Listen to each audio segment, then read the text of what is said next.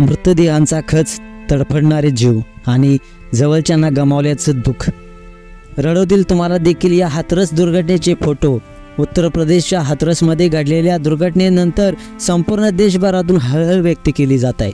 भारती भानपूर येथे आयोजित स्वयंभू संत भोले बाबा यांच्या सत्संगमध्ये चेंगराचेंगरी झाली. त्यामुळे आतापर्यंत 116 जणांचा मृत्यू झाला. या दुर्घटनेत अनेक जण गंभीर जखमी झाल्याची देखील माहिती मिळत आहे. तर मृतांचा आकडा 116च्या वर पोहोचलाय. जखमीवर रुग्णालयात उपचार सुरू आहेत. तर अनेकांची प्रकृती चिंताजनक असून मृतांचा आकडा वाढण्याची शक्यता देखील वर्तवली जात आहे. मृतांमध्ये अनेक महिला तर लहान मुलांचा समावेश देखील जास्त आहे. हाथरसमध्ये घडलेल्या दुर्घटनेच्या समोर आलेल्या फोटोने केवळ उत्तर प्रदेशच नाही तर संपूर्ण देशाला धक्का बसला आहे. घटनास्थळी पडलेल्या मृतदेहांचा ढीग या अपघाताची भीषणता सांगत होता. हॉस्पिटल आणि पोस्टमॉर्टम हाऊसमधील आरडाओरड काहीच पिळवटणारा असा होता. भोले बाबांच्या सत्संगासाठी ही अलोट गर्दी झाली होती.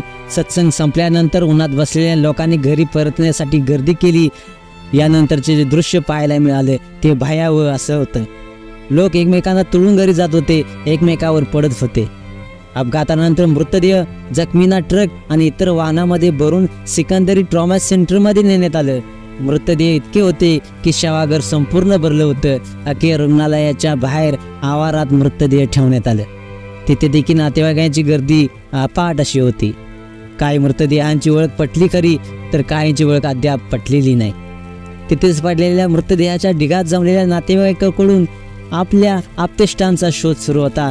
तर आपल्या जवळच्यांना गमावलेल्या दुःखानं आक्रोश ऐकू येत होता. हाथरसमधील या अपघाताचा एक व्हिडिओ सोशल मीडियावरती प्रचंड व्हायरल होत आहे. ट्रकमध्ये मृतदेह ठेवले होते. तिथे एक महिला डसाडसा रडताना पाहायला मिळते. त्या दुसऱ्या फोटोमध्ये एक महिला आणि एक पुरुष दुसऱ्या वाहनात बेशुद्ध अवस्थेत पडलेली पाहायला मिळते. मुख्यमंत्री योगी आदित्यनाथ यांनी या घटनेवर शोक व्यक्त केला आहे आणि मदत कार्याला गती देण्याच्या सूचना देखील केलेल्या आहेत. मित्रांनो, अशाच बातम्यांसाठी तुम्ही आताच या SS ब्रो स्टाईल या चॅनेलला सबस्क्राईब करा आणि अपडेट राहा. धन्यवाद.